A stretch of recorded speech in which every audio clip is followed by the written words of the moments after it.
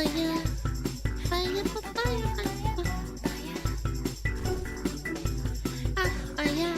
I'm ready. They never respond. Smart move probably, because when you open your dumb mouth, dumb things come out.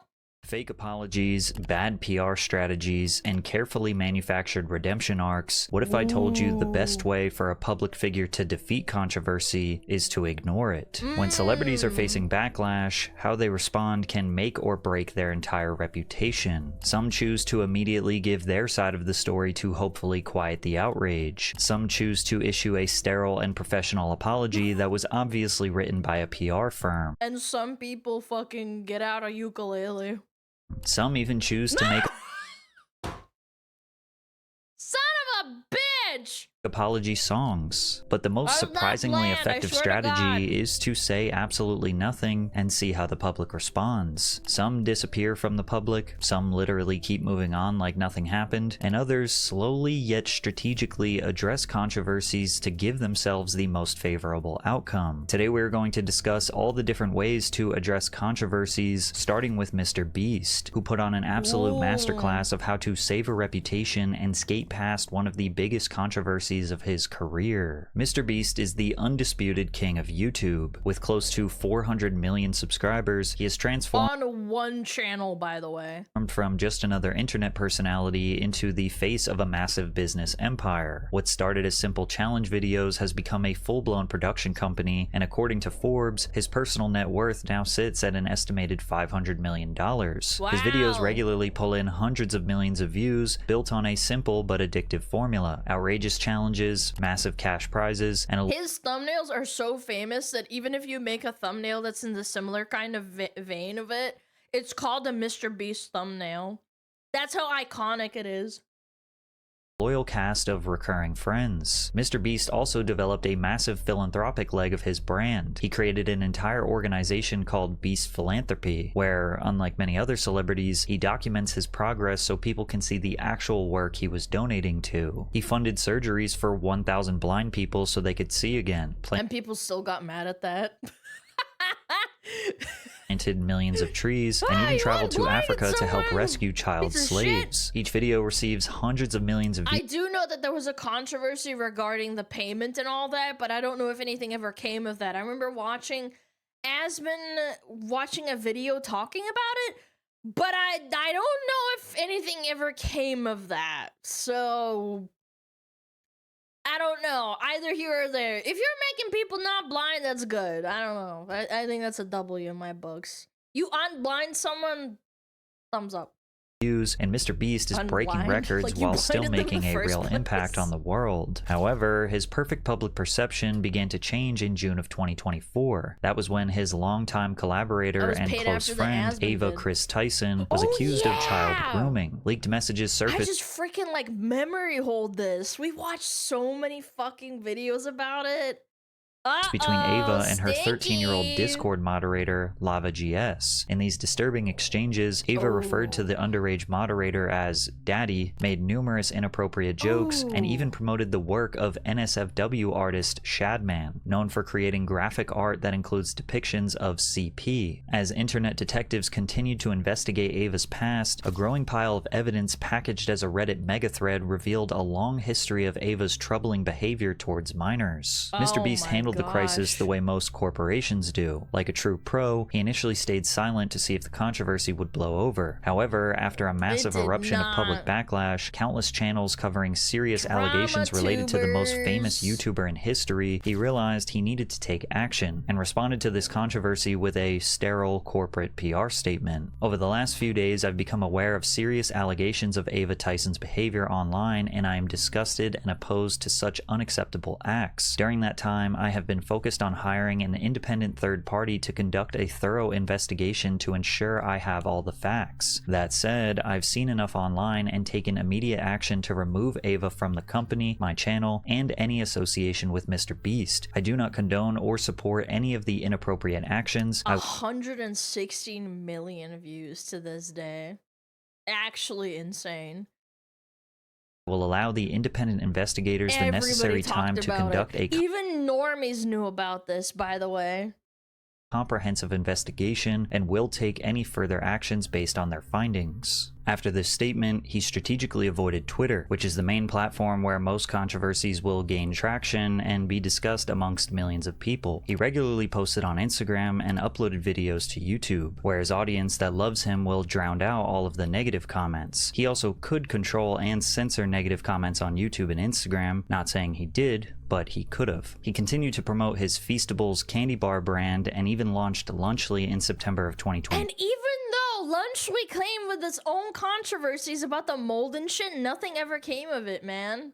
It's crazy. 4. Lunchly could not have been launched at a worse time, or maybe it was actually the best time. He received backlash for making a knockoff Lunchables that was extremely lacking in nutritional value and could be added to the long list. I mean, Lunchables is not great either. I don't know why people are like, oh, it's just a knockoff Lunchable. And I'm like, yeah, Lunchables isn't exactly nutritious either. Let's not get it twisted, man.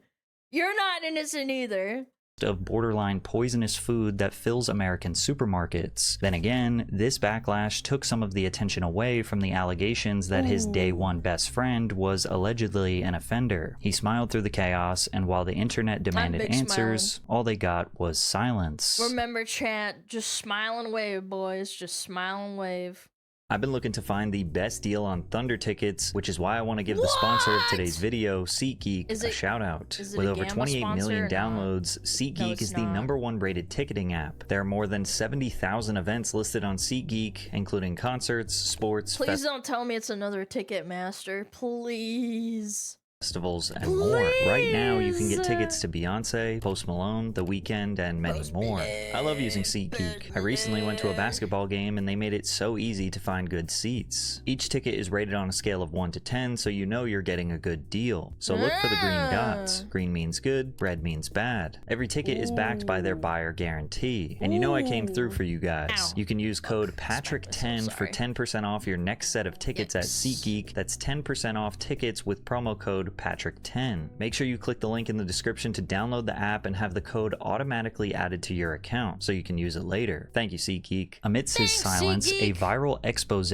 posted by Dobrik, a self-proclaimed former employee of MrBeast's company, was released. The videos pulled back the curtain on alleged misconduct. We watched all of it, man. Within the entire MrBeast corporation. It was revealed that there was an actual legitimate registered offender working for MrBeast. They referred to him as Delaware. MrBeast's former employee, Jake the Viking, issued a statement on X saying that Delaware was his brother-in-law, is a registered offender, and alleging that MrBeast knew about the charges. Additionally, Dobrik claimed that the lotteries and challenges MrBeast hosts are also manipulated to encourage people to subscribe to his channels or purchase his products, hoping to win money or be featured in a video. Targeting kids is very easy, and it's still not super legal, but you know, you can flounder around. Whatever happened to that guy? Yeah.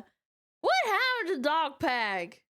Does he still have videos up? Did he get sued? Did he get sued into silence? I wonder. What happened to Dobrik? Where is he? Dobrik 404. That's the only videos he's got up. That's it. Even further, alleging that these lotteries were not only unethical, but also potentially illegal, raising serious concerns about compliance with gambling and sweepstakes laws. He went on to criticize the hypocrisy of MrBeast's philanthropic brand, highlighting that while MrBeast advocates for improving people's health, his products are simultaneously contributing to obesity and poor health. He pointed out that MrBeast runs multiple burger restaurants and sells chocolate bars to an impressionable, mostly young audience. Dobrik also noted how MrBeast allegedly tried to turn chocolate purchases into a lottery system to drive sales. His video got 15 million views and countless controversies were overwhelming the MrBeast empire. Jimmy remained quiet for 3 straight months, ignoring all outside noise and focusing entirely on promoting his brands and uploading content. When he at the end of the day, the normies, they might know about it, but if you keep churning out content, they're gonna memory hole themselves.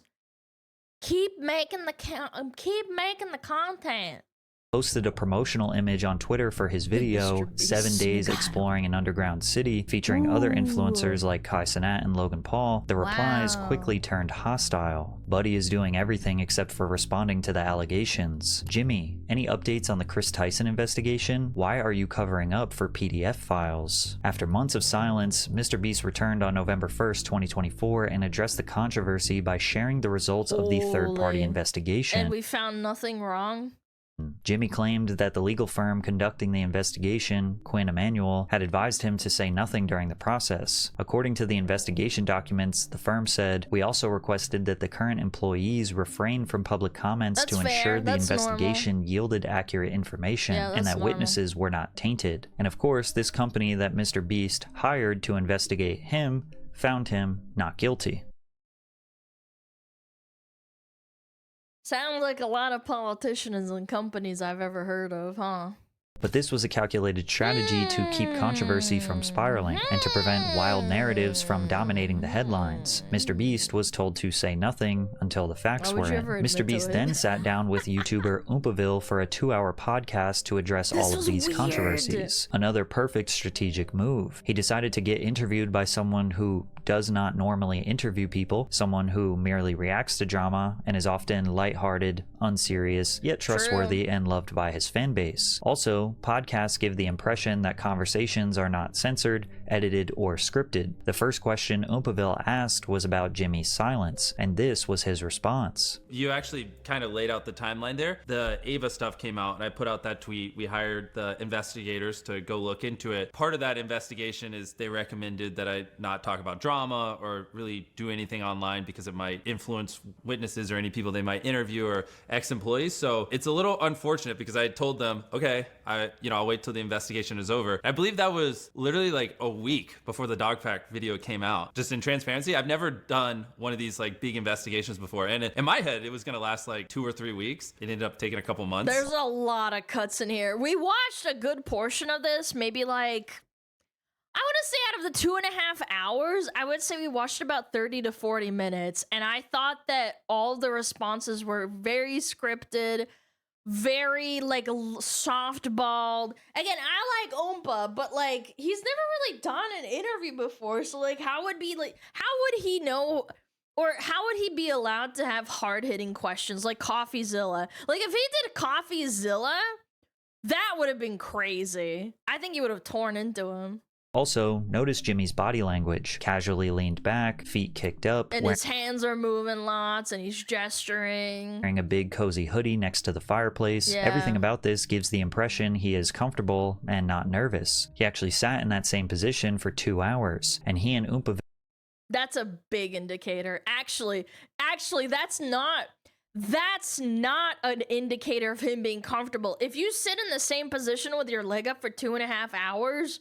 I can tell you personally, I've sat in the same position without moving because I was nervous during a stream or something in a collab. I can tell you my back hurts because you're so tense, like you're not moving at all, but like everything else is like the same. Yeah. Deep dove. Look at him, he doesn't give a damn. Yes, he does give a damn, but he's good at hiding it. Man, you guys are bad at reading people. Yes, of course. Into every single controversy that was made against him. Jimmy's answers were often very unpolished, really casual, and seemingly truthful. Do you believe that you ran an illegal lottery? Was there any compliance, any steps taken to prevent this? I don't think we did. I have people looking into it and like trying to pull the footage and figure it out. You know, he disproved. When I think of a podcast, I think of the two people. There's a shot where it's them both sitting, and it's always the same shot, too. Do you know what I'm saying?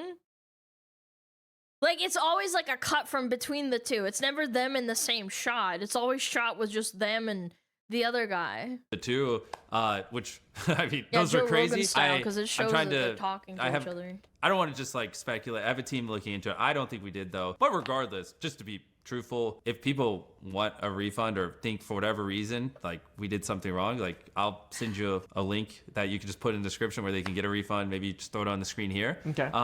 But barrier position. Yeah, I mean, you're getting into like psychological analysis of body language with like people who interview. that is not always 100% accurate, but I will say it's like, for me, the biggest standout is in 2.5 hours, he doesn't fucking move. Isn't that crazy? 2.5 hours and he's not moving at all. Obviously, when I was a teenager, I didn't know what a background check was. I just hired a couple people there that wanted to help me make videos. One of them was the person named Delaware. And he has good no, circulation. I did not know he was registered. Yeah, because he's a lizard. Sex offender. There's I'm kidding, it's a joke. rumor He's not that's a gone lizard. around that It's a joke. said that he sat me and my mom down and told us. Joke. Obviously, He's a I don't human remember being. that happening. And while most people appreciated the detail in which he responded, others felt the calculated PR strategy made it seem disingenuous. One commenter pointed out that he denied being interviewed by CoffeeZilla, who is a massive YouTuber known for exposing cryptocurrency scams. Although MrBeast addressed the crypto scam allegations with Oompaville, many noticed Oompa wasn't fully educated on the topic. CoffeeZilla would have been able to see through the cracks of Jimmy's response. He's not a journalist. He's just a dude that makes YouTube videos and talks about silly stuff and makes lollipops or candy. Again, I did say that if he said okay to the CoffeeZilla interview, I think it would have been way better. It would have at least put like some sort of perspective of like, oh, I have nothing to hide kind of deal. The Oompa interview was so softball. It was crazy.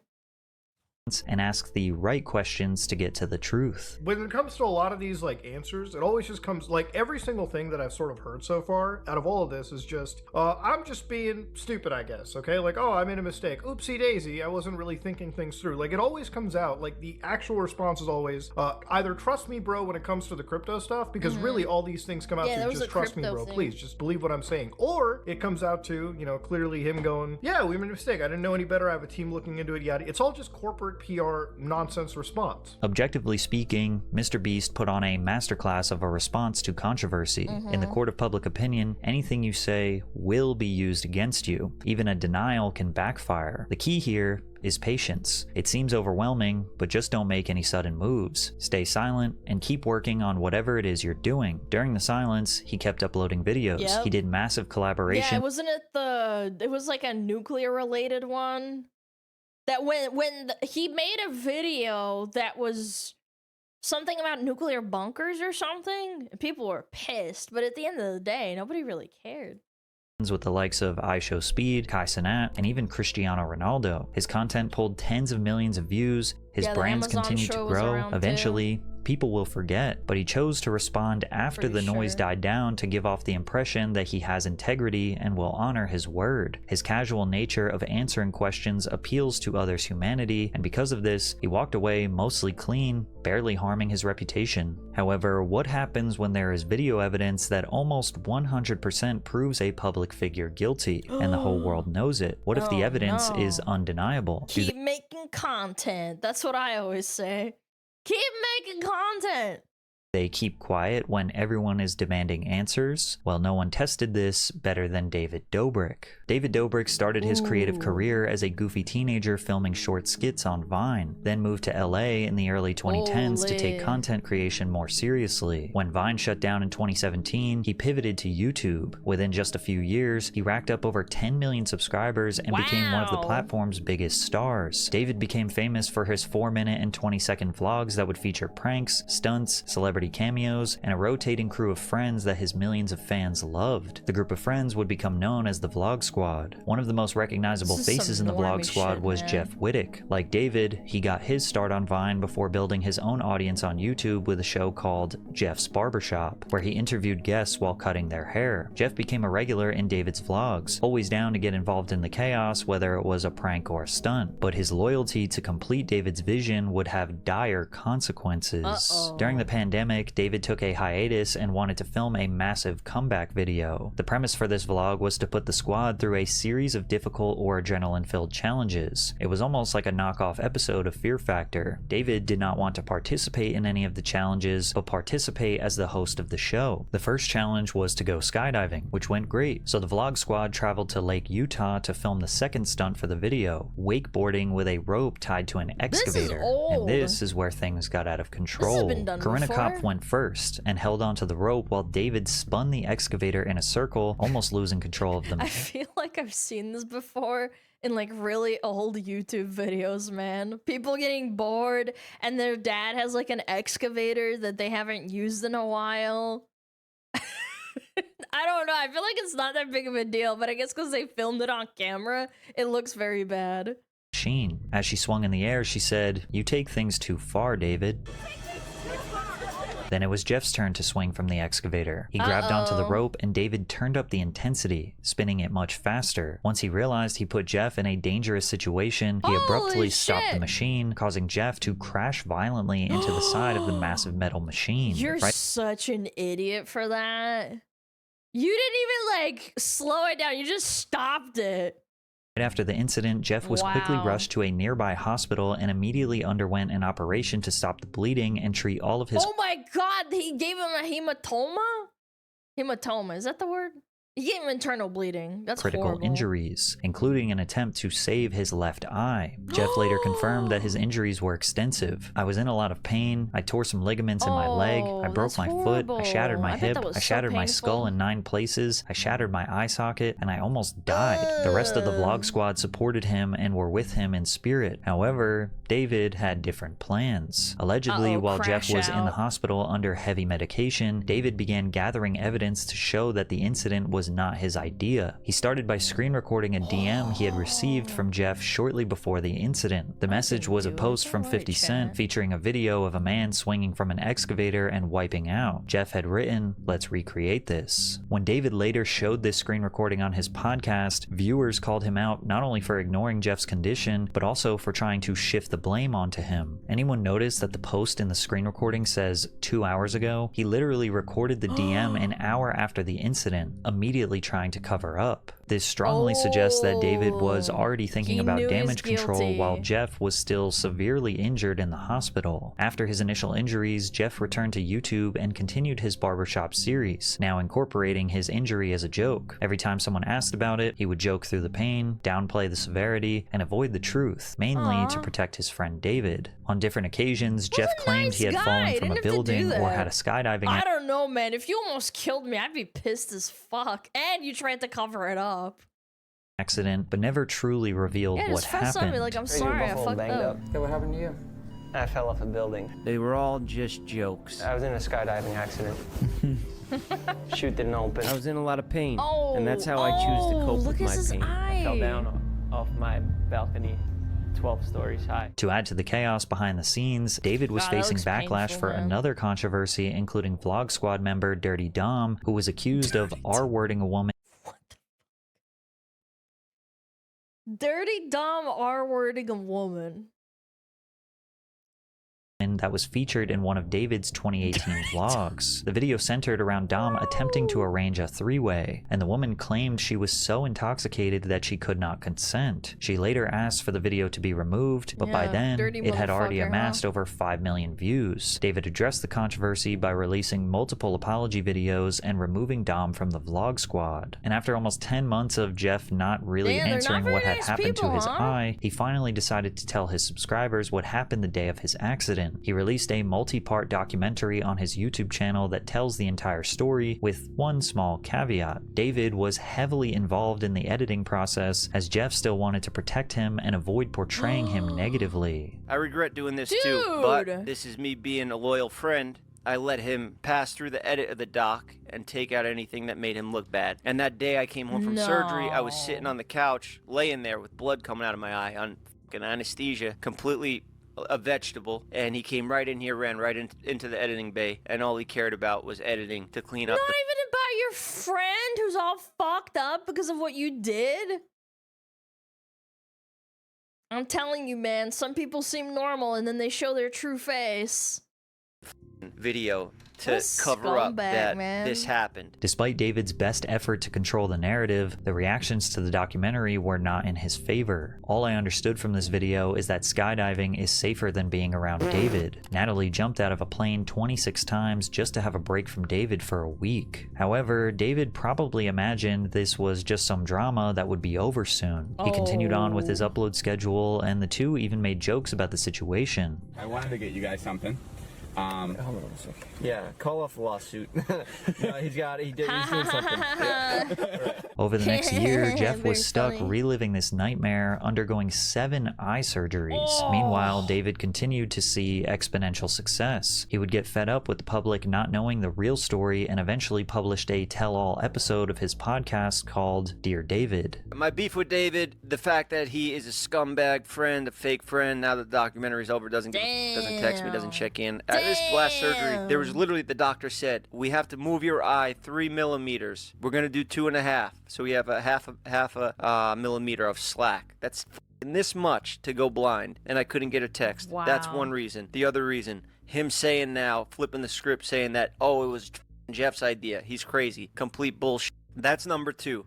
Number 3, they were supposed to cover the hospital bills. They slacked because whatever the they're doing, making stupid vlogs. They didn't pay attention to something that's, I would think it's pretty important here, because the bills go to my name, and our agreement was just cover the hospital bills. I don't care about anything else. But I got a bill that wasn't paid that I didn't know about because I'm not dealing with it. I have Ivan, my assistant, deal with it, and he goes with David's team, and they didn't pay a bill. I got an infraction on my credit now. I go to get a house and I can't get a loan because now Oh my god, he didn't even help him pay it off a little bit? I have another so it's just like By things the way, LaCroix, do you guys notice the LaCroix? are piling up over and over again, and just try a little bit. This podcast changed everything. That's Jeff's so supporters fucked thought up. this wasn't just an accident, this was a crime and needed to be pursued legally. And with the surmounting pressure towards David, he would ultimately choose to abandon his YouTube channel for years. Just before going Aw, dark, that David sucks. made a Also, that probably is a factor with how involved this guy was and he was his friend. You probably lose a lot of, like,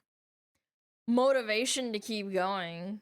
With how tied up that kind of thing is, and, like, how you make friends and stuff, I totally could see that, too. calculated response not on his main channel, but on his massively less popular podcast called Views. He was willing to take some accountability, but he wanted to also refute some of Jeff's claims. Like, this is not what happened. It was a combined decision we made, and it was a complete accident. And I'm so fucking sorry that accident happened, but it did, and there's no going back from that. And then when it started to be like more 150% on me, I started to get, I don't know, I guess like it just freaked me out more. I was just like, I don't know what's going on. I don't know. And then in terms of his like medical payments, so far we've paid $78,000 for surgery, and I don't know what that equates to. I don't know what that is, but I don't love the fact that he's going around saying I don't pay for surgeries. Like, that hurts. Like, I want to help him. I really truly do. And like, he still has my word. He also doubled down on the stunt being Jeff's idea. Jeff came up to one of my buddies and then later to me, and he was like, this is boring as shit. What are we, like preschoolers? Like, let's do something cool. And he said he wanted to swing from it, and I loved the idea. I was like, hell yeah, let's do it. People were extremely disappointed and dissatisfied with David's response, as if he were trying to avoid taking any responsibility for the incident. he is. David describing the incident as the worst thing that has ever happened to me and not the worst thing I've ever done is very telling. That's very narcissistic psychopath behavior. Yeah. And that shows with him running to the editing room or whatever while the guy is like basically dying and losing an eye too. It was Jeff's idea. I can overlook the fact that you might care about like a horde or a million people seeing and thinking that you killed your friend. I could understand that, but showing zero concern over your friend and running over there, allegedly, according to him, and running over there to go and edit the final cut so that you look better, very sociopathic.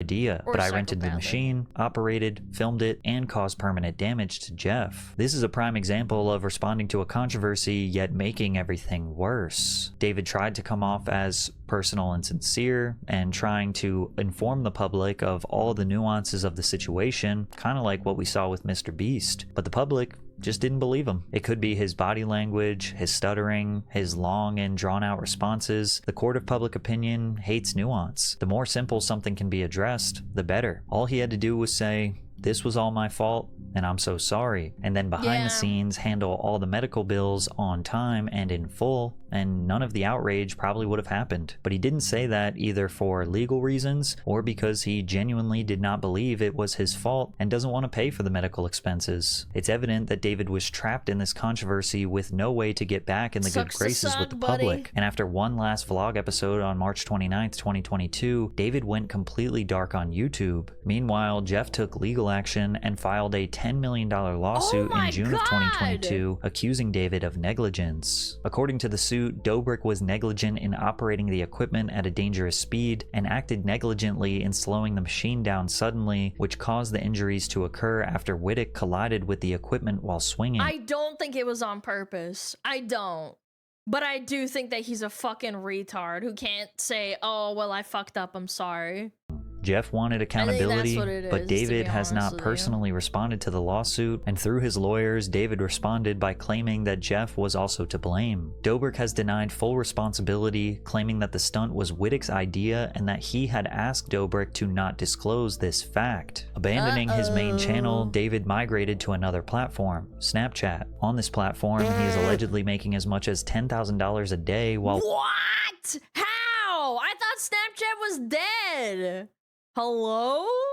Waiting for his controversies to fully blow over. Snapchat allowed him to stay active without facing the same level of public scrutiny. It doesn't have a comment section. Who the fuck looks at stories in Snapchat? So he could be completely isolated from controversy. Essentially, he was lost. able to continue his lifestyle and flaunt it from his private corner of the internet. David even did a promotional video with Tom Cruise for the new Mission Impossible movie, acting as if his life is completely back to normal. And after a multi-year hiatus from YouTube, fans thought David would never return. And then suddenly, on January 7th, 2025, he uploaded a longer vlog that was 14 minutes and 20 seconds long, which showed— Wait, I've had this recommended to me. I didn't watch it, but like, holy shit. Cased his body transformation. David did not address allegations or controversy, but just randomly uploaded the video. No one fucking cares. Holy steroids. David Could be. Yeah, I could see it. did not address allegations or controversy. Yeah, I could definitely. Yeah. I could see it. Yeah. But just randomly uploaded the video. This could That's crazy, yeah. easily be interpreted as him testing the waters to see if fans are still mad at him. And if you read the comments, I'd say they don't care anymore. Brother casually dropped the toughest— Because they're making content, and that's what stupid people want. That's what they want. They don't care about justice. They don't care if, like, you know, his friend almost died. Just keep making the content. We'll keep coming back. vlog out of anyone in the last 3 years. I cannot tell you how large my smile was when I saw a new video has been uploaded. It's been too long. My heart is happy. Around the same time, Meat Canyon released a satirical video responding to David's return. In the animation, a boy— Wait, that's so good! playing with an excavator toy drops a Jeff Wittick doll and then sees David in a sewer, parodying the scene from It. The boy makes an observation about David's character. I'm a new person. Look, I'm different.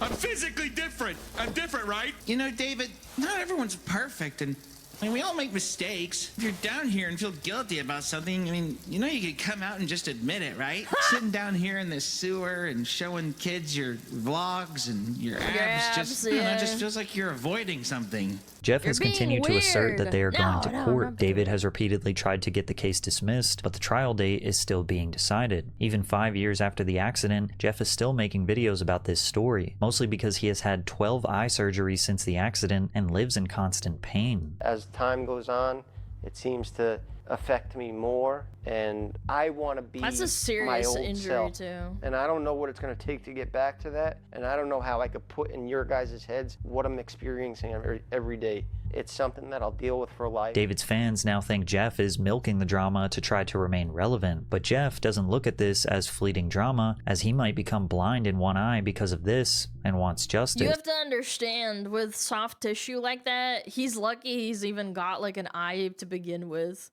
He's probably gonna lose it eventually if he can't. I'm assuming, of course, he has a decent amount of money to keep going to do surgeries, but I think with how many years have passed, I don't know. I'm not a doctor, but damn.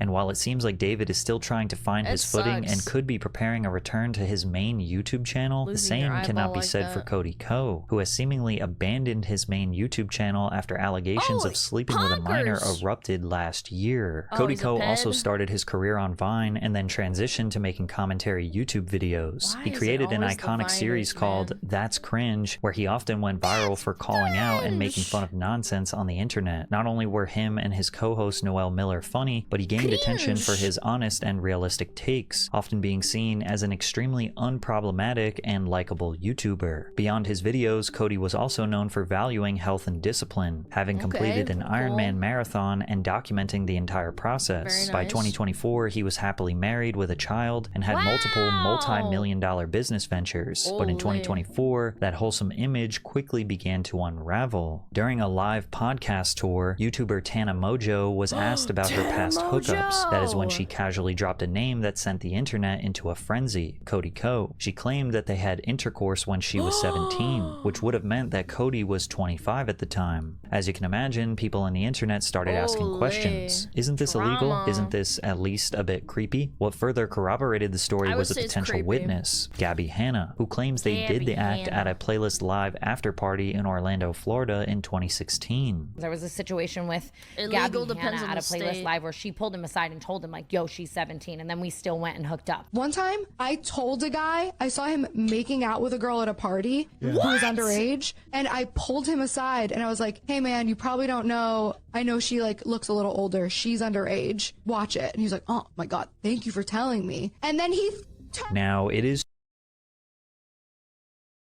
true that Cody, Tana, and Gabby were all at Playlist Live in 2016, as there is video footage of all of them attending the event. And because they were in Orlando, Florida, where the age of consent is 18, Cody, who was 25, engaging in sexual activity with Tana, a minor, can result in criminal charges even if consensual. The law states that anyone under 16 years old can't legally agree to any sexual activity, no matter how old the other person is. Also, if someone is 16 or 17 years old, they can't legally What if they were drunk too, just to top it off? Does that make it even worse? agree to activity with a person who is 24 years or older. Ever since the Me Too movement, the general public has rightfully taken these types of allegations more seriously. However, the key difference between this situation and others was that Tana had mixed feelings herself about the situation. But I don't associate or hold it with trauma because I am such a comparative person where I'm like, so many worse things have happened to me. And that's bad. That doesn't make it any better.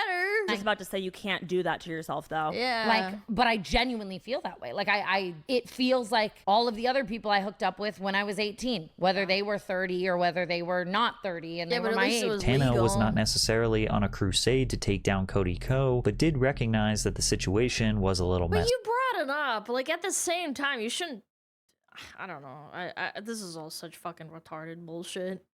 And while she was publicly discussing this and fans were demanding a response from Cody, he remained silent. As the allegations gained more traction, Cody allegedly began filtering comments on his subreddit in an effort to control the narrative and bury the controversy. At this point, your silence and censorship are a response with disturbing implications. The only thing that I've seen this hidden portion of your audience asking for is the truth. So why aren't you telling it? LOL, he will never address it. He will just wait for it to die down, because honestly, addressing it will bring much more attention to it, especially from his fan base, and I honestly believe he doesn't think he's in the wrong. He's probably thinking it was consensual and that the Canadian age of consent is 16, so that's where his mind/morality was at with it. Now, some people in Cody's situation would have completely ignored it and just keep posting videos and podcasts like nothing was happening. However, Cody made a few key decisions that made his own fans start to look at him as guilty. Firstly, Cody stopped posting completely on his main channel in June of 2024. He continued uploading on his second channel, Cody Ko, until July 13th, 2024, which coincidentally was the day before D'Angelo Wallace released his video breaking down the entire situation. After that, Cody took the rest of the year off. Shortly after, he announced that he would be stepping down from his role as a personality at TMG Studios. What has transpired over the past few weeks is a personal issue for him, and Cody wants to remove any effect this is having on your professional and personal lives and the work you and other hosts hosts have done to make TMG Studios so successful. Many interpreted this as some sort of admission of guilt. If not guilty, why stop uploading? Why step down from the podcast? If not guilty, why not just address the situation and tell the truth? Remaining silent and stepping away from the internet. But it worked. That's the thing. Stepping away and basically disappearing worked for him.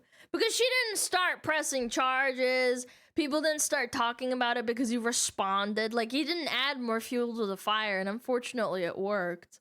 Immediately after the controversy made it obvious that he was just trying to wait for the controversy to blow up. Also, how long ago was this? Like, the statute of limitations must also be in effect as well, because it's been like 10 years. I forget how old Tana I fucking don't know how to say her name. Tana Monogoop? 9 years? Well, this happened like, what, a year ago? Yeah, I guess. I don't know. He's probably just waiting, biding his time, then he'll come back. Over. And 6 months later, just before Christmas, when most people are not chronically online and spending time with their family, Cody randomly posted a video on his Cody Trains YouTube channel with 250,000 subscribers, where he makes videos about his passion for running. But fans could sniff out his PR strategy. Running from his problems. Bro testing the waters on the smallest platform he has. Interesting tactic. At the end of this 20-minute video on his third channel, he kind of addressed the allegations. Obviously, I understand I've been offline for months, haven't made videos for, that whole time. And I also understand if your opinion of me has potentially changed over the last few months. I spent the first half of my career criticizing people and judging people online. So, I don't begrudge your judgment of me by any means. I just think all I can do right now moving forward is just try to be the best person I can be for myself and for my family, and just try to continue putting the best out there that I can. But his detractors were not satisfied with this response. Cody, the reason people's opinion of you... The more people yap their mouth, the more guilty I feel like they are. That's just me, though.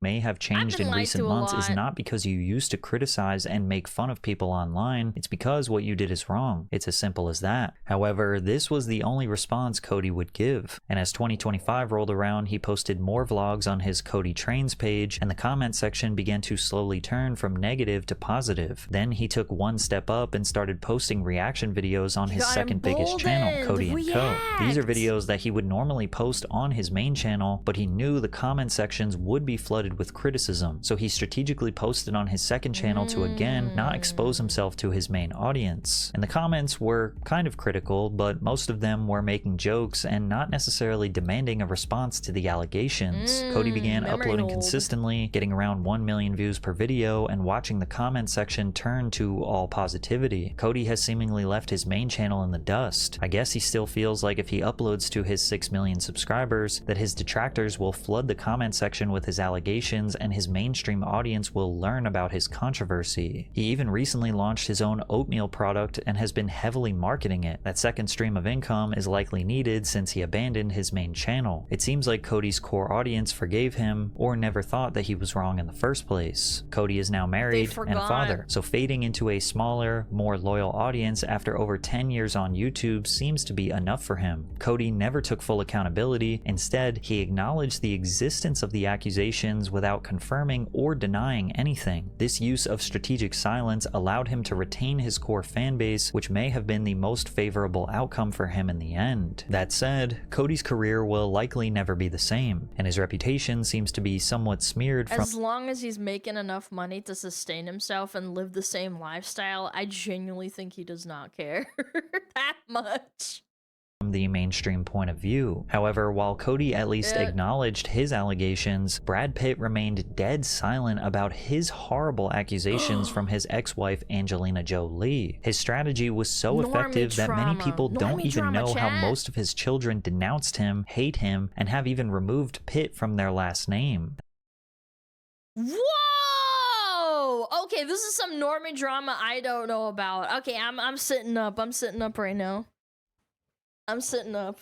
I have no idea what he's talking about. And that's because Brad Pitt doesn't want you to know any of this. On the set of Mr. and Mrs. Smith in 2003, the chemistry between Brad Pitt and Angelina Jolie was impossible to ignore. At the time, Brad was married to Jennifer Aniston, who was at the peak of her fame as Friends was still one of the most popular shows on television. Meanwhile, Angelina had just filed for divorce from actor Billy Bob Thornton and adopted her first child, Maddox, from Cambodia the year before. The contrast between Aniston's America's sweetheart image and Jolie's rebellious persona set the stage for one of the most talked about celebrity love triangles in pop culture history. When Brad and Jennifer officially divorced in 2005, public reaction was intense, splitting fans into Team Aniston and Team Jolie, a divide that fueled tabloid headlines for years. Brad and Angelina began dating soon after and quickly expanded their family, adopting 2 more children and having 3 biological ones. And they weren't just a celebrity couple, they were the celebrity couple, commanding a level of global media obsession rarely seen before. They became known as Brangelina and dominated the 2000s in film, fashion, and philanthropy. In 2011, they Chad, don't ever get into normie drama, man. Stick to VTubers and like schizo posting on 4chan. Sorry, I can't see because the fucking sun is fucking beating into the fucking screen. purchased a vineyard named Miraval in Provence, France. You're not gay. I'm not gay. For $31 million and won awards for producing the best rosé in the world. They seem to be a glimmer of hope for celebrity couples, that you can be extremely famous, successful, and have a happy marriage. But in 2016, that facade was completely destroyed. Whoa. Angelina filed for divorce on September 19th, 2016. She requested sole physical custody of their 6 children, which made the public suspicious. Days later, it was reported that Brad was under investigation by the FBI and Child Protective Services after an alleged incident involving him and their son Maddox on a private plane. During a private flight, Pitt allegedly became intoxicated and a heated argument erupted on the plane. Pitt choked one of the children and struck another in the face and grabbed Jolie by the head and shook her. At one point, he poured beer on Jolie. At another, he poured beer and red wine on the children. Brad entered rehab and began living separately from the children and was only allowed supervised visits due to his struggles with addiction. What I realized was I was running to things to avoid tough feelings, painful feelings. I had no idea. I just didn't know how to deal with them. They must have done a really good job of like covering this up, like his PR team. I had no idea about this. Looking for anything I found that I use for escape. YouTuber drama. Those kinds of I guess difficult feelings. I don't know how better to describe it. I mean, that can be anything. That can be drugs, booze, Netflix, snacks, anything. I don't want to at this point to be running from anything. I want to sit in it. I want to feel it. I want to get through the rough night. All of their children have since dropped the Pitt surname and now go by only Jolie. This became evident when Zahara, their eldest daughter, was seen rushing a sorority and introduced herself without using Pitt. Pax, their second eldest son, went even further. In 2020, he reportedly posted a rant on his close friend's Instagram story, which was then screenshotted and disseminated online, where he condemned his father in a response to Father's Day. He called Brad a world-class a-hole and wrote, "You have no empathy or consideration towards your 4 youngest children who tremble in fear of your presence. You should know that the FBI and the police dropped any criminal charges against Brad due to lack of evidence. It was agreed by all parties that criminal charges in this case would not be pursued due to several factors. The FBI report described Miss Jolie as conflicted on whether or not to be supportive of the charges related to the case. Angelina is vocal about the allegations, but she isn't necessarily on an all-out crusade to expose him. In an interview with The Guardian, Angelina was asked directly about the situation, but had a indirect way of answering it. The interviewer asked, "Are you talking about your divorce from Brad Pitt and the allegations you have made against him of domestic abuse?" She tells me she is sworn to silence. "Well, not if you're talking about the divorce and allegations." She nods. "And did she fear for the safety of her children?" This time she answers, "Yes, for my family, my whole family. Brad has remained radio silent on the matter, which has proven to be effective because many people don't even know these allegations exist. In interviews, press releases, and new business ventures, he is never with his children, never mentions his children, or talks about his family at all. You would think he is just a random single guy. Brad has chosen the strategy of letting lawyers do all the talking for him, or letting sources close to him respond to the press. For example, a source told Page 6 Brad may have been drinking and admits that he yelled at his son, but he insists he did not hit him or attempt to harm him. It was a confrontation that got out of hand. As Brad Pitt continues to speak only through his team, it shows the strength of this strategy lies in the ambiguity it creates. By not addressing the allegations directly, Brad maintains a sense of mystique around the situation. His silence allows the public to draw their own conclusions whether they believe he is guilty or not. However, with no direct statement from Brad, the public is left with nothing more than Angelina's account to shape their perception. Even if the majority believe Angelina, Brad's silence gives him the advantage of plausible deniability. In the absence of a clear denial or admission, many people default to giving him the benefit of the doubt. As he continues to remain silent, Brad's career has carried on uninterrupted. He is currently in a relationship with a model named Inez de Ramon and is regularly seen with A-list celebrities such as George Clooney and Leonardo DiCaprio. Brad is also still winning awards 30 years into his career. Most notably, he won Best Supporting Actor at the 2020 Academy Awards. Man, no one cares about the Oscars or the Academy Awards, man. Yeah, no, like, that's been proven to be just completely, like, cooked. Nobody watches that shit. People have cared less and less over the years about celebrities.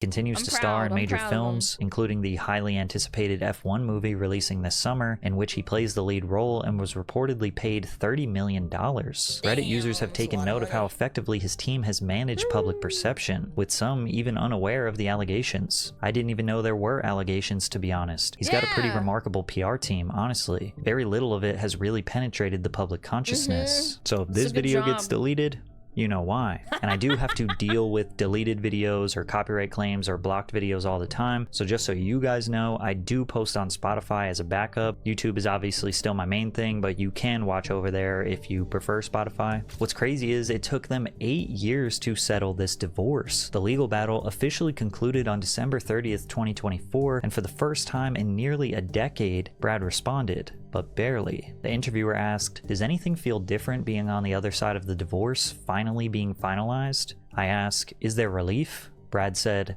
"No. I don't think it was that major of a thing, just something coming to fruition legally." So an 8-year-long divorce from the love of his life, who he built a Most people, when they say, like, when they ask them, like, how does it feel to be divorced? It's like, I divorced a long time ago in my brain, you know? Pop culture empire and multi-million-dollar wine business with, as well as his children disowning him and removing his last name, was not that major of a thing. Damn. Brad Pitt is ice cold. But again, this is merely just a more professional PR strategy. Brad simply trying to downplay a major conflict and stay as silent as possible so the public doesn't go deep diving into his personal life and connecting dots that he thinks aren't there. And while it is clear that the silence has helped him avoid his career from spiraling out of control, there is another figure who takes this strategy to the next level. Despite mounting evidence, police reports, media coverage, and growing pressure from fans, he says absolutely nothing. That person is Playboi Carti. Playboi Carti has long been one of the most polarizing figures in music. He was a leading voice in the SoundCloud era, a movement that many struggled to accept due to its minimalistic and anti-lyrical approach. Nevertheless, Carti continued to build a fiercely loyal fan base that supported him unconditionally. That fan base turned into a cult following after the release of his third album, Whole Lotta Red. But the controversy surrounding him extends far beyond music. He has a long history of abuse allegations against women, stemming from a 2015 vlog clip where he describes beating up random girls at a gas station. Going to the gas station. What? I had on my skinny jeans or something. Bitch started laughing. What the fuck y'all laughing at? You sick motherfucker! What? Boom! Tagging their ass. Look, start tagging their ass. We need to be breaking everything. Dude, he's so happy. Get out the stove. They call the police. His ex-girlfriend from that time, Ruby Rose, described a time where he shot a gun in her general direction as an intimidation tactic. He would come to my house, and I lived in the hood in Pittsburgh, and like That's people would shoot all the scary. time, and he would like shoot off my balcony. But then like one time, we got in a little argument because I hid his phones before his flight, and it just was like. That's a crazy bitch move to do. However, shooting a gun in her direction is more of a crazy bitch move. We were outside. He like, it wasn't. Yeah, I would have directly been at pissed me. too, but shooting It a was gun just is more like, what the fuck are you doing, man? Okay, so before you this fucked up. As fans celebrated the release of his Whole Lotta Red album, his ex-girlfriend, Iggy Azalea, who is also the mother of his first child, Onyx, did a 30-minute live stream to expose the character of the man. What have I said about names that are like jewelry related? Like emerald, jade, ruby, onyx. What's another good one? Amethyst. Do people call themselves diamond? I guess. There's some really good ones out there. Yeah, stripper names. Sapphire, Crystal, Pokemon title name ass. Crystal with a K. Yeah, Diamond, Pearl. Actually, Pearl's a good one. Pearl's an old name too. I don't know, man. It's just funny to me. That his fans Putting it out. idolize. Please know these Silly two names. people knew exactly what they were doing. You've been doing it while I was pregnant. This man didn't even come to see his son be born. He went to Philly to play Pearl the is an old PlayStation name. with little Uzi. What? He thought that was more important than seeing his son be born. And I had a scheduled C. Okay, I can understand. Hear me out. I understand it's hard to schedule a birthing thing because, like, sometimes you have a birth early or a little later than intended. But like, I feel like if you have that kind of money, you can cancel a concert and tell your fans, "I'm having a baby," and your fans would be like, "Whoa, okay, that's awesome. Yeah, Lil Uzi was here first, buddy." No. Section, Everyone by the way, would because get my it. son was so big. Any other man missing their son's I think that's birthday would bad. be seen as less than, but Carti stayed silent and never confirmed if this was true or not. What really showed how little Carti's fans cared about Iggy's complaints is that the fans would clip Iggy's livestream and sample her on the intro of a Playboi Carti and Uzi leaked song called That's who you foster, man. I'm telling you, a fan base says a lot. I feel like there's just stupid kids, maybe. I don't know. Throw It Up. The remix accumulated over 400,000 views, and the comment section demonstrates that his fans thought these allegations made him look cooler. But in 2022, Carti was they're accused of stupid. much more serious crimes, including allegations of abusing and choking his pregnant girlfriend, Oh my God, Brandy that's Marion. awful. According to the police report, the woman told police the rapper grabbed her by her throat and pushed her, holding her neck until she could barely breathe. Oh my She even told cops she God. thought she was going to die. According to 14 reports, weeks pregnant. Carti Wow. allegedly assaulted Marion during an argument over a paternity test while she was pregnant with his daughter Eve. When the body cam footage was released, it showed Marion visibly distressed as she recounted the incident to police officers. I'm just so shaken up. I can't even think straight. I'm just trying to think of what is really the right thing for me to do right now. That's sad. Well, you put your hands on you. Well, he put his hands on you. And She's you're pregnant. shaking. And She's you've been doing sad. that for a while, correct? Yeah, it's just the first time it's happened. Okay, do you want to press charges on him? No? Or yes? Because if you don't, we can still do a report without pressing the charge, but it's going to just be documented that you called police out here because he touched you or assaulted you, sorry.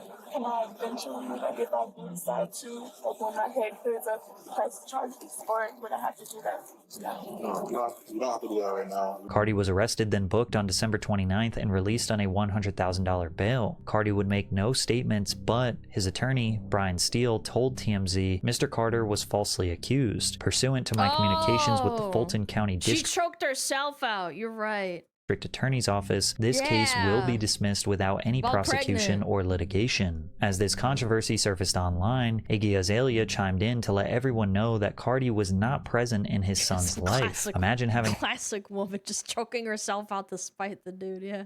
a pregnant girlfriend and pretending they don't exist until it comes out you like to abuse them too, and rarely visiting your actual son unless it's because you're running from whatever problems you got going on in Atlanta and the press with your serial abuse of women. At the time, Carti was working closely with Kanye West on Donda 2. Despite the severity of the allegations and the attention they received, Carti chose to not address Is he dressed as the Joker? them. He continued appearing at the album's listening events, sporting the now iconic clown makeup that made him go viral, and any headlines about his arrest were largely ignored or overshadowed. Reddit users took notice of the situation, commenting, "How the hell did Carti not get canceled? He beat a pregnant woman up and then headlined one of the big..." Who was it? Chris Brown beat Rihanna like in 2008 or something, and even I remember like people talking about it in school. Like that was a big deal. And then this guy has multiple like accusations too. Biggest festivals of the year. How? Another user replied perfectly. He's quiet and people forget things fast. Playboi Carti never addresses controversy and rarely says anything at all. For nearly 4 years, he barely posted on social media, didn't do interviews, and keeps his private life completely off the record. This silence isn't just avoidance, it's strategy. By saying less, he gives fans more to speculate about, fueling an aura that keeps his name in conversations without him ever needing to speak. He's like an abstract figure who exists more as a symbol than a man, and it's sad to say this, but him allegedly abusing women probably just adds to the aura that his fans praise him for. After all, his lyrics often portray women in a bitches on me, what beep, say she like my clothing, yeah, I'm in London, what, young Carti global, what, designer is on me, phew, call it laundry, dirty laundry, phew, all these bitches want young Carti, what, young Carti, yeah! yeah. dismissive or controlling manner, looking at them as nothing more than sex objects. So fans wouldn't really be that surprised to find out he may actually be like that in real life. Well, it's like, you know how rappers talk about like, you know, hurting each other, killing each other and all that, and then people are surprised when like it actually happens, like, what, the other guy shot him over nothing? And it's like, yeah, they're rapping about it and like it gives them this image, like, yes, of course. Why are we surprised? Following the allegations, Carti continued to collaborate with major artists like Travis Scott, The Weeknd, and even pop stars like... This isn't even new to like new rappers. This has been happening since like the 90s and the 80s, man. Camila Cabello and Madonna. Anticipation for his next album grew rapidly, becoming one of the most hyped releases in recent history. But due to Carti's extremely cryptic approach to both his music and personal life, the allegations... Claims he and Playboi Carti beat women in unhinged tweets. This is when Kanye popped the fuck off. This one lost momentum. His silence allowed him to sidestep the controversy. And again, that's Kanye saying that and not him. Entirely, and when he eventually rolled out his new album, Music, Carti reached the commercial peak of his career, selling nearly 300,000 units in a single week and achieving the 7th biggest streaming day of all time on Spotify, behind artists like Taylor Swift, Bad Bunny, and Drake. Ignoring controversy entirely only works under the right conditions. If the public figure is too famous, or the evidence is too damning, and their comment sections or IRL interviewers are constantly demanding answers, they might be forced to speak. However, the next best thing to do is barely address it. And with so many celebrities constantly getting into trouble and drama news reporters needing new material, 99% of the time the celebrity just needs to be patient, keep working, let the backlash die down because the public will either forget or just stop caring. That's what Cinder's doing right now. I'm not even kidding. You can even contrast it with like actual celebrities in our sphere of like VTubers. Just don't address the problem. Don't address it. I think Cinder made a massive mistake, to be honest. I think she did. I think her apology was a non-apology. I don't think it was sincere given all the evidence. I think if she kept her mouth shut just like all these celebrities, I think it would have been better for her. I don't know. Hard to say.